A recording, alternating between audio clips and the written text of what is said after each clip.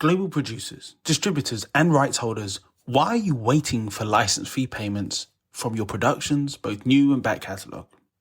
Pipe buys your entertainment receivables and turns it into upfront capital immediately. Pipe can help you pull forward up to 5 years worth of contracted license fees from all the major streamers and broadcasters, so you can use the capital to produce more, acquire more, finance more, and grow your business on your own terms. Sign up today at pipe.com/entertainment. That's pipe.com/entertainment and start fast forwarding your receivables now. TellyCast, the TV industry news review. Hi, I'm Justin Crosby, and welcome to TellyCast. As the TV industry events calendar hots up with markets all over the world in June, this week we're previewing the return of Sunnyside of the Dog as the international documentary community prepares to gather in La Rochelle, France from the 20th to the 23rd of June. It's coming right up on this week's TellyCast. On this week's show, I'm delighted to be joined by Mathieu Bejot, Sunnyside of the Doc's Director of Strategy and Development. Welcome to TellyCast, Mathieu. Thank you, Justin. I've always been aware of Sunnyside of the Doc, but up until this point, I've never actually made the trip to La Rochelle in France, where the event happens, to experience it. So I'm really excited to be coming down in a couple of weeks' time. So for my benefit and that of listeners who haven't made the trip yet or are still maybe considering whether to come along to Sunnyside of the Doc 2022, let's delve into the event in a little bit of detail. It's been established for quite a number of years, hasn't it? You're right, and I'm really glad you're coming. Nobody's perfect. You never attended, but you've made the right decision this year, Justin. More seriously, the event was actually set up last millennium even, in 1990, at a moment where I think documentary didn't quite get the same attention as it does today and not the same recognition. It was very often aired on public broadcasters. A lot of it was done in-house and not necessarily commissioned. You might say that more often than not, it was a little dusty, if you see what I mean, in terms of storytelling and the genre itself. The founder of Sunnyside, who unfortunately passed away last year, the co-founder actually, who passed away in 2019, had this vision that a documentary was something extremely important, a genre that could travel just like animation, because fundamentally, although some of the documentaries are made for a local audience, but it has the potential of reaching out really to an international audience. At the same time, he realized, with a few other people, of course, that in order to create any ambitious documentary, you couldn't finance it in your own market alone. You really needed international co-production. And that's really the DNA of Sunnyside, to create a market where people can find financing, can find international partners as well, to create documentaries that have a chance to resonate worldwide. In many ways, he was before his time. What's his name then? Well, can you tell me the names of the founders of Sunnyside? Sunnyside was founded by two people named Masson and mostly Yves Janot. Yves Janot was a very well-known figure in the world of documentary in France because he was a producer when he set up Sunnyside. He went on to different production companies. He also was the head of documentary for French public broadcaster France 2. So he wore many hats in the industry. But for 30 years, he remained loyal to Sunnyside, which he co-created and animated for all these years, even setting up satellite events. You had Latin side of the doc, Asian side in Latin America, of course, Asian side of the doc in Asia. There were a couple of editions in North America as well. He really set up a whole network of industry professionals throughout the world. But for 30 years or 33 years now, Sunnyside, first of all in Marseille originally and now in La Rochelle, has always been the kind of climax of all the activities throughout the year. And so why La Rochelle then? You say it started in Marseille, but is there any particular reason why it's in La Rochelle? People will have only been to La Rochelle if they've been on holiday in the area or something? Yeah, I think the bottom line was mostly a question of venue. Marseille, because the event grew like most successful events do, and the venue was no longer really adapted in Marseille, especially for some of the conferences that had to be held in close by venues, which was not very, very convenient. So after looking around, they found La Rochelle, which is really attractive. It's a beautiful city. There's a great atmosphere. Everything can be done within walking distance. Sunnyside is pretty unique because it's a market only. There's no festival attached to it. Whereas most industry events are originally festivals with industry days that have grown bigger and bigger. La Rochelle is 100% market. And for us, it's very important to have a single venue where you have an exhibition hall, where you have all the panels and pitching sessions taking place as well. So that's something we found in La Rochelle with a venue that has a lot of character as well. It's right by the docks. It used to be the wholesale fish market a long time ago. So it's right by the docks, right by the water. So the atmosphere is very casual, but it's very business oriented. And there's plenty of seafood at night, plenty of restaurants. It's a very festive town as well. Last Saturday, the rugby team of La Rochelle defeated Leinster in the European Champions I Cup. saw that. Yeah, I noticed that. And Sunday night, 35,000 people in town. Sunday night, the team came back from Marseille, where the finals took place. It's quite ironic in a way because the finals took place in Marseille and it's La Rochelle team which won. So it's really following Sunnyside steps. And the whole city was on fire. I mean, the atmosphere was absolutely incredible. You won't get that maybe when you come to Sunnyside, but June 21st is Music Day in France, so the whole city is going to be wild as well. So that's part of the charm of La Rochelle. But seriously, it's really the unique venue and the ease of meeting people and getting together at night, which is really attractive in La Rochelle. Yeah, and that's again something that we've returned to. It's been a central theme really of TellyCast, that the ability for people to come together and do business in face to face. Is this the first post-pandemic edition? Tell us how you've survived through COVID. Well, it was hard. It was hard for everybody, for producers, for broadcasters, for sales agents, and for markets as well. As you said, I mean, we all believe in the value of meeting face to face. Having said that, we thought it was very important to keep something going and to keep engaging the documentary community.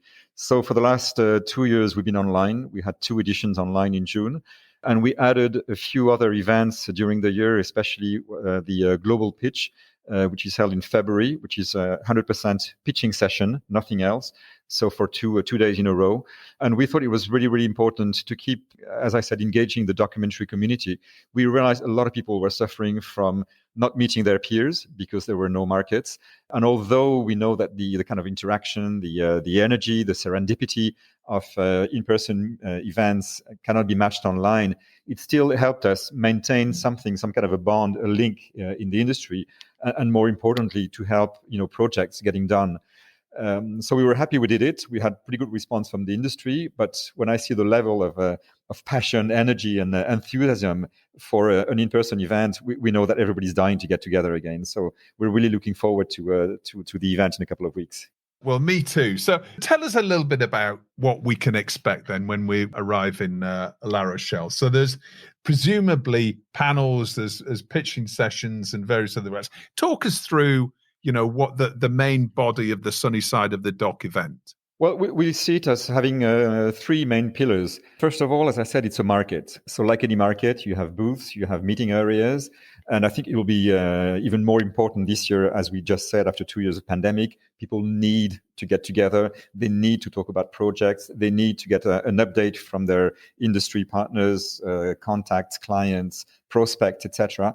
Individual meetings will be all important this year. So we have booths with exhibitors ranging from producers to distributors, some broadcasters, archives as well. Archives companies are attending Sunnyside.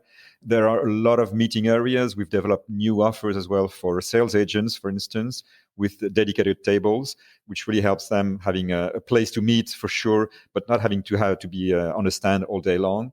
So we've really tried to make sure that we would be as flexible as possible and allow for as many meetings as possible. So that's the kind of traditional market activities. And basically what's happening there is people look for potential international co-production partners. When I say partners, it could be other producers, it could be sales agents, broadcasters, platforms, funders. So you're really talking about developing projects and helping them come to fruition. And also, we are very interested in the circulation of finished programs. That's why a lot of sales agents attend Sunnyside. not always for hard sales, actually, because the market is a bit more casual, but both for sourcing new projects by meeting new producers they don't know, and also talking to commissioning editors and buyers who attend the market. The beauty of Sunnyside is you have more time to spend with people. So if you need to spend 45 minutes or an hour with someone to really understand their editorial line, someone from a channel, for instance, you can do that. So that's for the first pillar, the market activities. The second pillar I would call the market intelligence. So that's all the panels. We try to have very concrete panels. It's a market. People are busy. People are here to have meetings. So we know that they're not necessarily interested in very theoretical panels about the future of documentary, but they want to know what's going on, especially after 2 years of pandemic. We need to be informed about trends, about, what's the talk of the town in terms of documentary, where the stakes are, what broadcasters are looking for. So we have a variety of panels ranging from what we call meet the executive sessions, where we have an hour session with broadcasters, platforms to explain their editorial line, what they're looking for, how to work with them.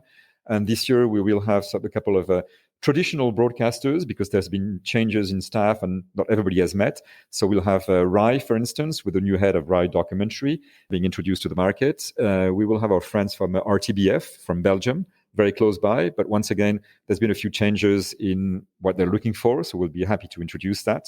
But we have sessions looking at streamers, of course. We need to have the streamers, and not always the biggest streamers. We also want to introduce people who are a bit more unexpected. So we will be doing that. Then, of course, you also have the pitching sessions, which are at the core of Sunnyside. We have quite a few of them this year. I think we will get back to that later in terms of the selection.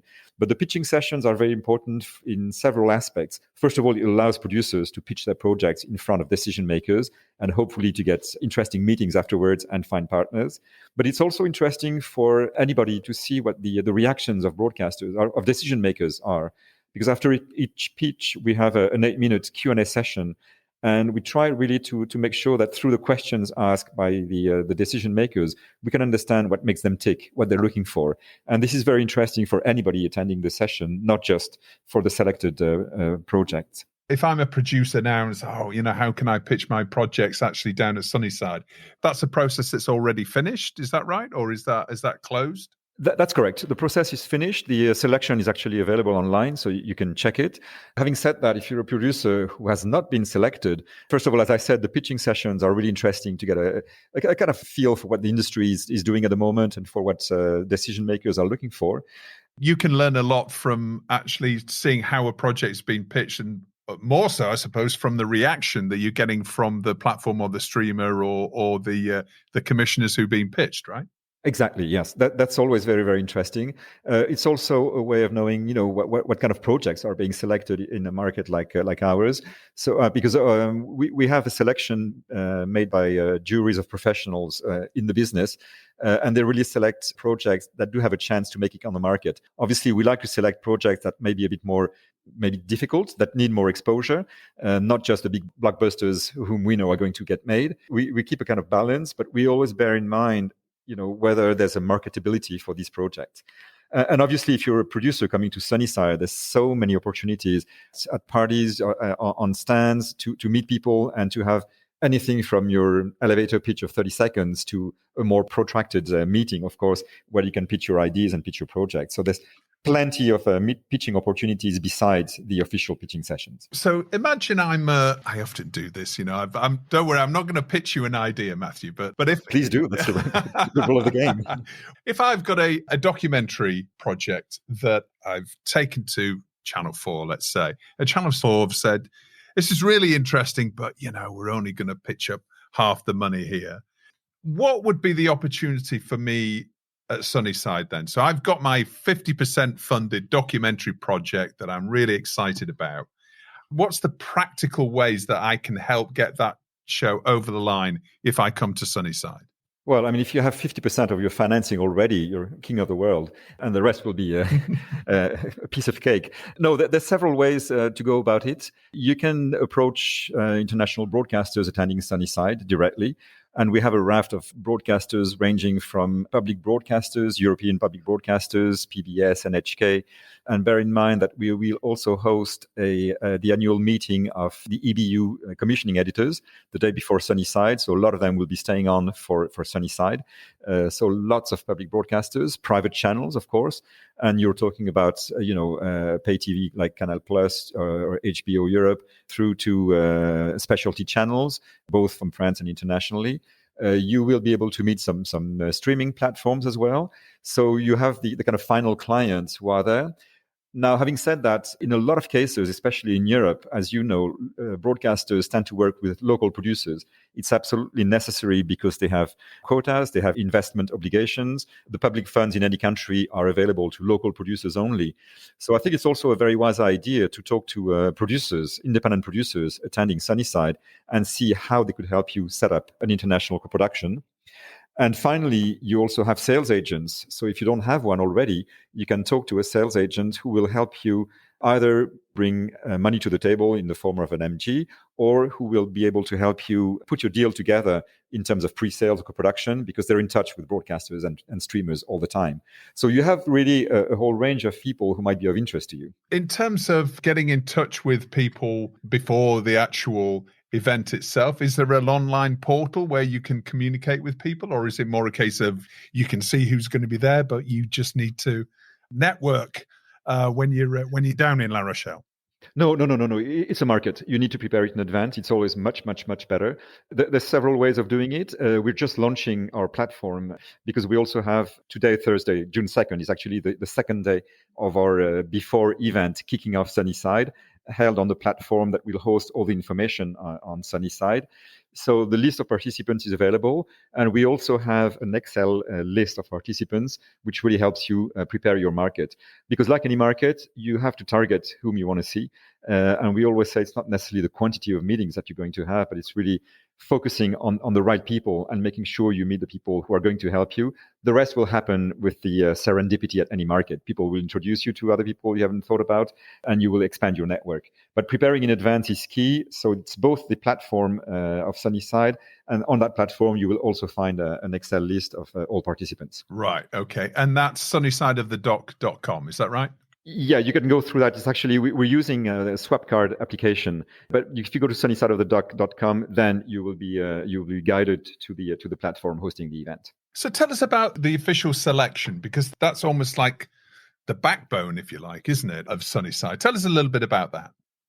Sunnyside is a bit special because we've always been pretty strong on factual specialists, actually. We've always focused on I would say, made-for-TV documentaries. Obviously, the lines are getting blurred, especially with kind of programs that the platforms are commissioning. And because we've been working with different countries which are more on the creative documentary side, but we still retain this kind of DNA, and we offer pitching sessions in the traditional documentary subgenres like science, arts and culture, history, wildlife, which we call nature and conservation, actually, and global issues. So these are the kind of backbone of the programming of a lot of broadcasters and platforms in terms of documentary.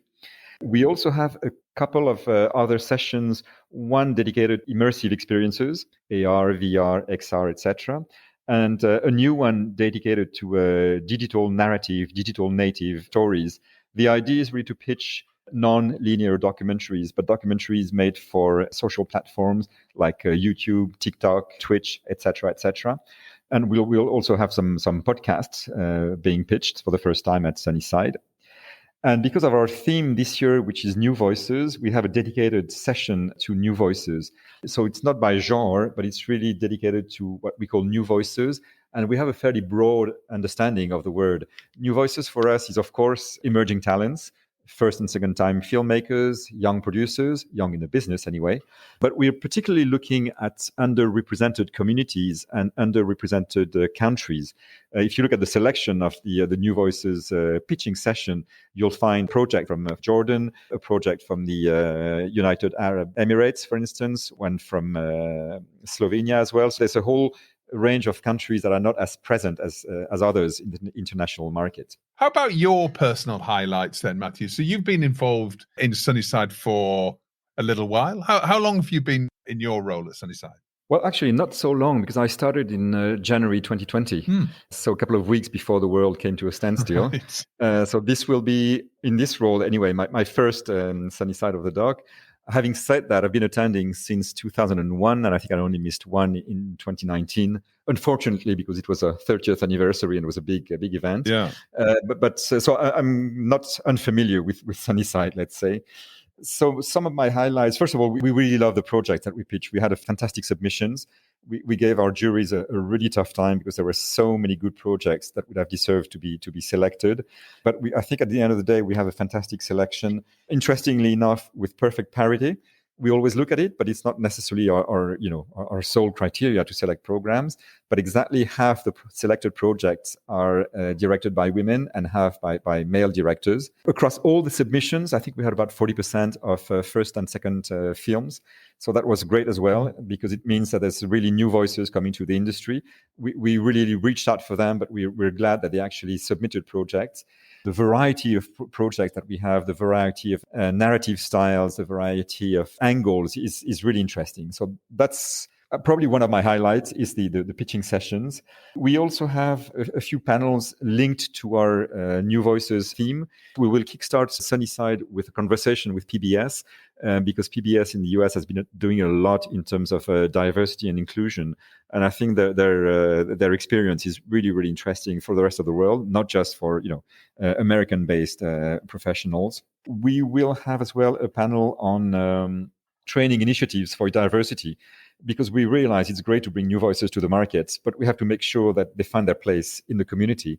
And in order to do that, training is of key importance, I think. So we will look at different initiatives that have been taken to make sure that all these new voices that are less familiar with the market can be fully accepted and learn how to navigate the market. And actually, we're also offering sessions with experts from different walks of life to all newcomers to make sure that they have people to talk to. They can get some feedback on their project. They can get some ideas on how to find international co-production money, what kind of festival strategy, how to produce in a more sustainable way. So we really have a whole section of offers for newcomers, and we are really happy to do that. And sorry, I don't want to leave it too long, but there's one thing I need to mention. We will have a showcase of Ukrainian projects as well, of course.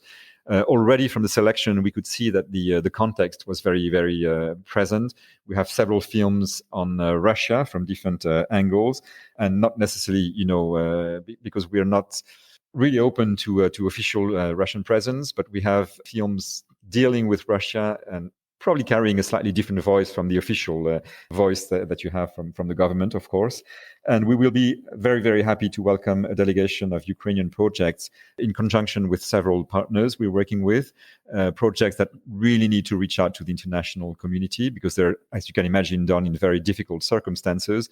And we're really happy to provide not only a pavilion, but also a pitching opportunity to connect with the rest of the world. That sounds really interesting. And obviously, a packed agenda. So give us an idea of the scale then of how big Sunnyside is. I mean, how many people can we expect to be there? How international is it in terms of delegates and the number of companies? Give us a few stats, Mathieu. Last time we were in person, we reached 2,300 people. So I would say 2,000 to 2,300. Obviously, we're past pandemic, but there's still a few, we won't have a Chinese presence in person. They will be attending online, but not in person because the travel restrictions are still in place. But apart from that, all the countries will be represented. I mean, there's no problem anymore. So we expect to be back to our usual numbers, hoping to grow, but, not that much, because I think one of the beauties of Sunnyside is to remain very focused.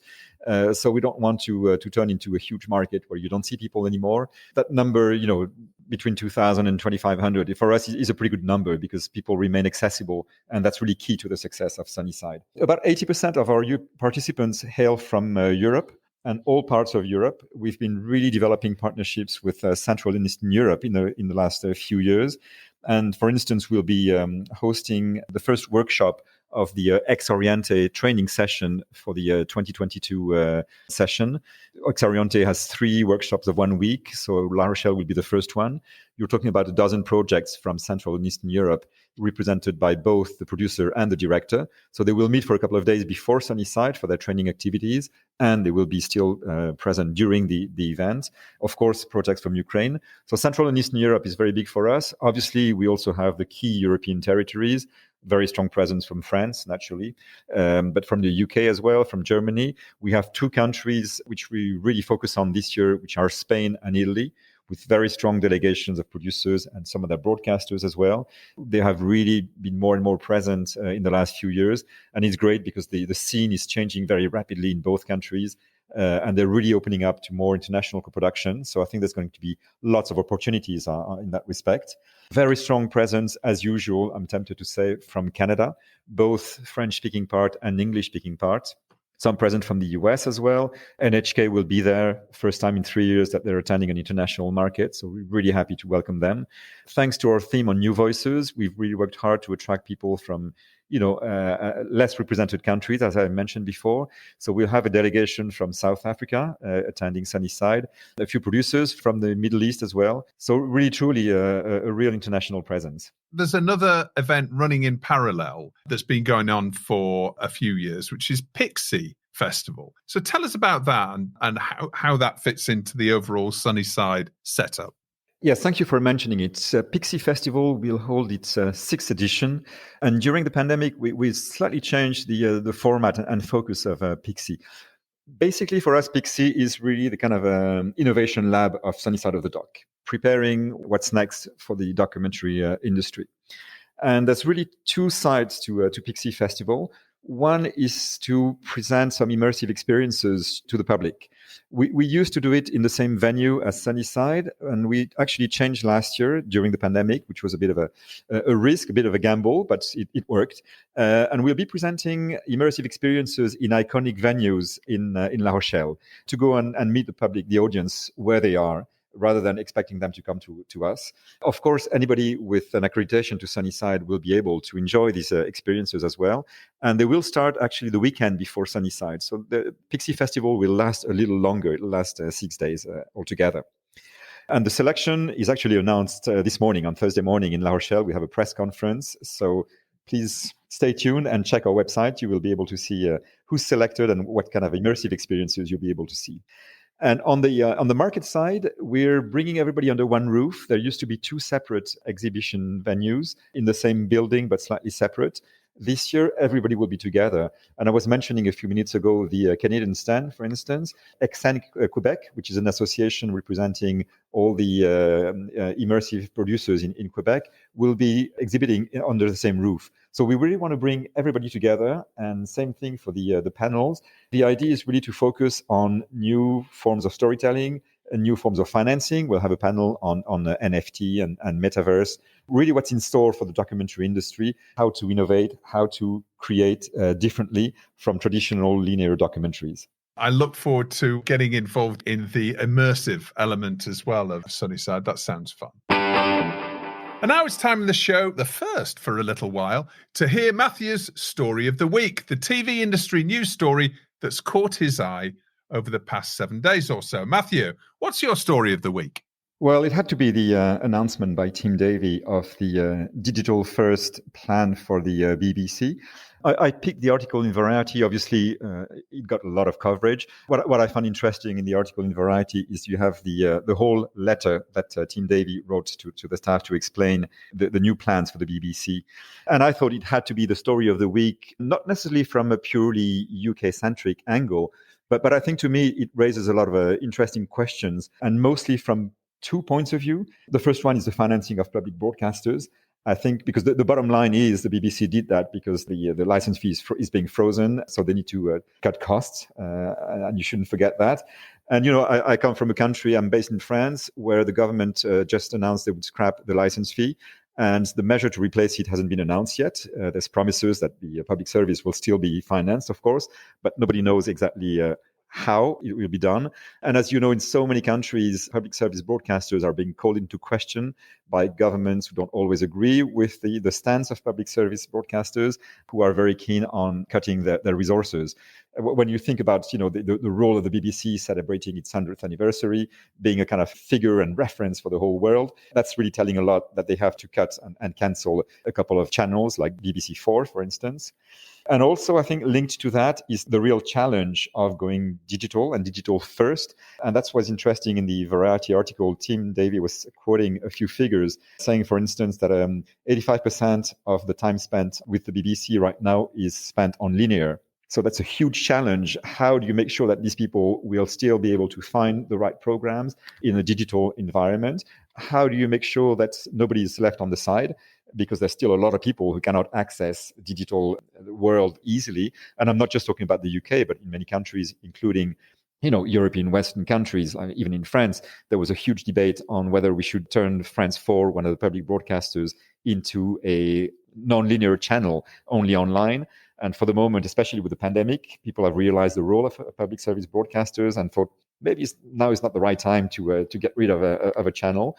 But I think it's a huge, huge challenge on how to position yourself in the digital environment. It's a bit of a gamble and a risk, I guess, for the BBC. But it's very interesting to see how they're going to do it. I'm really looking forward to following what's happening. And for me, it really had to be the story of the week, because that's so typical of what's going on in the industry right now, with all the challenge that lay ahead for all of us. The demographics also in linear TV, is obviously, much, much older. So it's also going to be about positioning for the future, isn't it? Which is really, really key, because as we know, huge swathes of younger viewers are not interacting with the BBC or not interacting with any linear broadcasters. They're consuming content through various different channels.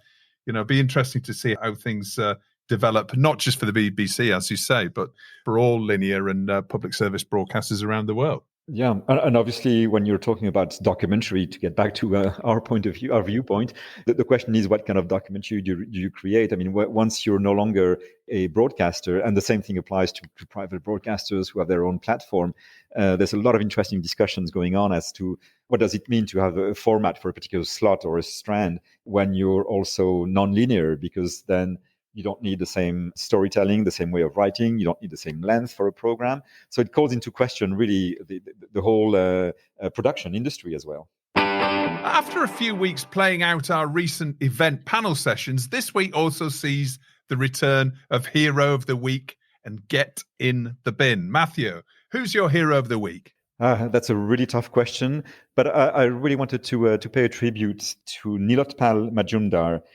who's the head of DocEdge Kolkata, and they just gave their awards last week because there's an incredible documentary production scene in India. DocEdge will celebrate its 20th anniversary next year, and Nilotpal has been doing an incredible job in supporting the industry in a country where there's very few support mechanism for producing documentary. And actually the genre is not necessarily that popular with the authorities. So a couple of funds were scraped recently. And DocEdge, which I personally discovered, I knew of the event, but it was my first time attendance online, has managed to create a sense of community and a great family of people who've been following the documentary scene in India. And as you remember, one of the nominees for the Oscars, Writing with Fire, was from India and was actually discovered at DocEdge a couple of years ago. So I think Nilotpal and his team are doing an incredible job, and I just wanted to pick him as a Hero of the Week. All right, Nilotpal, Hero of the Week. And who or what are you telling to get in the bin? You know what? May I twist the question a little bit, because I hate to be negative and putting things in the bin. I like to think positive. So I'll look back at the win of the La Rochelle team in the Rugby Cup, because it heralds a fantastic sunny side of the dock in La Rochelle with a great spirit. The whole city is waiting for you. And forget about the bin. Let's look forward and be positive. All right. Okay. Apologies. That's a very political answer, but a good one, Mathieu. I like the way that you've turned that round. And absolutely, I'm looking forward to getting over to La Rochelle, and perhaps not with a load of rugby fans, but with a whole load of the documentary industry. And by the way, I'm going to ask you the question now, Mathieu. What's the best restaurant? What's the best restaurant in La Rochelle to get a booking in right now? Let's do it on private message, because otherwise you won't be able to get a booking. That's a good point. Let's do that. Mathieu, thank you so much for joining me this week. It's been really interesting. Can't wait to see you down in La Rochelle in late June. Remind me of the dates again. June 20th to 23rd. Okay, well, we'll see you there. Hopefully see lots of our listeners there as well. Thanks very much. Thank you very much for having me, Justin, and looking forward to seeing you in a few weeks. Well, that's about it for another week's show. Next week, we'll be coming from Dubrovnik as the CEE TV industry comes together for the 9th edition of NEM. So if you're heading out there, I'll see you in Dubrovnik. Don't forget to visit TellyCast.com, where we have all the content from the TellyCast Content Funding Festival together in one place for free. Just register at TellyCast.com. Until next week, stay safe, and if you're travelling to a market, have a safe journey. Global producers, distributors, and rights holders, why are you waiting for license fee payments from your productions, both new and back catalogue? Pipe buys your entertainment receivables and turns it into upfront capital immediately. Pipe can help you pull forward up to 5 years worth of contracted license fees from all the major streamers and broadcasters, so you can use the capital to produce more, acquire more, finance more, and grow your business on your own terms. Sign up today at pipe.com/entertainment. That's pipe.com/entertainment and start fast forwarding your receivables now.